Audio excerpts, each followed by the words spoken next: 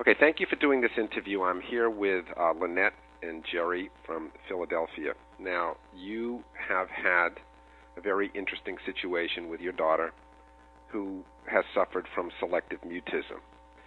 Would you be kind enough to tell the listeners, to describe to the listeners what the situation was when we first met?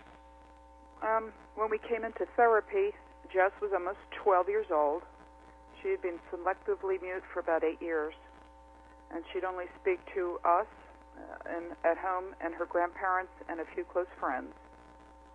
In her early years, she developed a system of body language and facial expressions that she used to replace her own voice.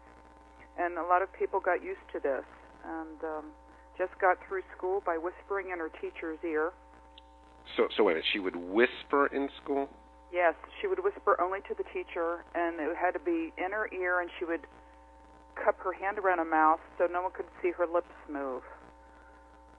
I would imagine that this kind of situation created a number of problems in the school setting. Oh, yes. Well, she couldn't read out loud in her reading group, and therefore her teacher wasn't able to test her IQ verbally, and she couldn't figure out her reading level. She had a speech therapist that she was working with that she just basically stopped working with her. She just shut down with her, and so the speech sessions were eventually canceled because she wouldn't participate. She just put up a wall of protecting herself, a wall that the teachers couldn't penetrate. So I imagine this was causing the parents some stress. It was terrible. She would come home and act up out of frustration, and she'd be screaming, crying, and basically she was taking it out on me. So I kind of took the brunt of it. How was she doing that? Well, she was basically carrying on any little thing would throw her off, or she'd be frustrated. Mostly it would be when bullies were picking on her. There's always bullies in a school or in some environment, and they would be targeting her, and she would come home hysterical crying. It was not a good situation, or she'd mouse back to me. Just when she was having a rough day, she would mouse back to me, and it was tough. It was a tough situation. So she was whispering a little to the teachers in school. She wasn't talking to her classmates. They could not give her appropriate testing because she would not be verbal. What was going on in social scenarios with her peers?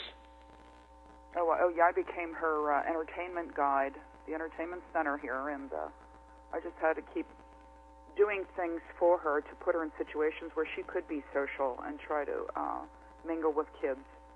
That was a tough situation for me because she wasn't always working with me on that. It was tough. Would she talk to her peers? Only a few, very few. Only a few close friends would she talk to, and she was comfortable with them. When you found her in an environment of a play setting, say a McDonald's, where they were playing in the tubes and jumping around, she would talk to total strange children. She didn't know them at all, and she felt they were no threat to her. And so she felt threatened by people that were adults or older children or teachers, people that she felt in her mind could judge the way she sounded or spoke or read. She always felt like she was being judged somehow. And she also felt like she had a man's voice. I don't know where that came from, but she's always felt that. I don't know where that came from. Now your daughter has had selective mutism, and she also has been in special education. What was the character of her special needs? Why was she in special ed? She has a developmental delay, so reading, math, and language skills were always a challenge for her. So am I correct in understanding that because of the selective mutism, her overall lifestyle and yours as parents was greatly impacted? Oh, it's terrible, yeah. Where are you guys at now with the problem? I would say the selective mutism is just about gone. She sometimes when she feels shy with someone, she'll whisper a little bit. You know, her voice will get softer, not whisper, but she'd talk softly.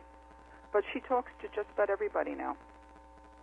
And you told me something the other day that was interesting. What about the loudspeaker in school? Oh, yeah.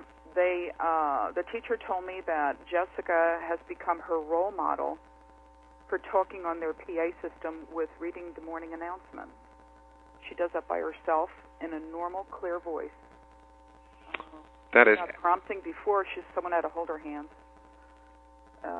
She does it all by herself now. They just send her out of the classroom, and she walks down to the office and does it herself.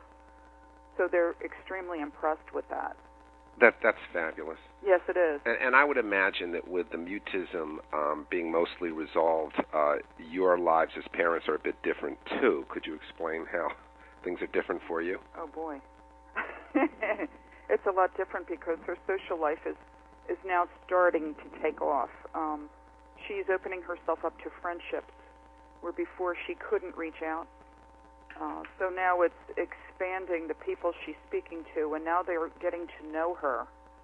And so she's finding friendships at church, in the teen group. At school, she's talking to everyone now, and they're all getting to know her values. They never knew what they were. And we found the nerve to send her to a camp, a church retreat for a whole week this summer, and she talked the whole time.